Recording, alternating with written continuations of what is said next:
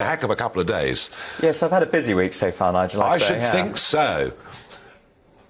To start with, virtually all the Sunakites gone.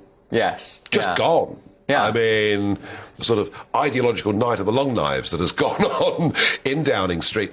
How does that leave division within the party? Because, to be fair, she won by a much smaller margin than many were predicting. Yeah, including us, actually, from our much-vaunted survey. What was your guesstimate? I actually thought it would be around 57-43, just because I'm not saying, because I'm such a great political predictor, yes. but also because I think seeing those events, when she basically gave up campaigning about 2 or 3 weeks before the end and started prepping for government, whereas Sunak was still trying to go and maximise every single vote, and I think he did much better on the hustings, etc. So I think he was a much better performer, I think he was a much better campaigner. If this election had gone on for another month, who knows?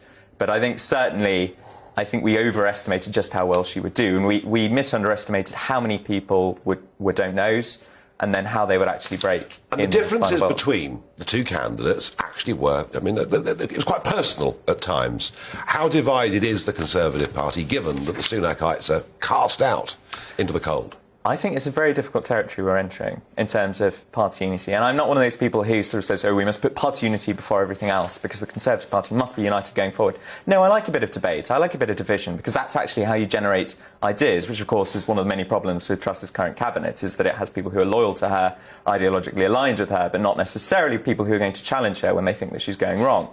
And I think we've got at this point more people who've formerly been on the front bench, more people who've actively campaigned against her, etc., on the backbench than at any time since perhaps the dying days of New Labour. And that's never good for party unity, but that's never also good for the stability of a government. So you've got a lot of people there on the backbenches who've previously held big roles, who also have leadership ambitions, who are waiting for her to stumble. And when she stumbles, they will be sure to pick up on it. Yeah, the party's not in that great a health in that sense. But in terms of today, the first big outing, the first big bout, we've discussed already in the first 20 minutes the ideological differences, and you can see the sort of tram lines of the arguments and where we're going.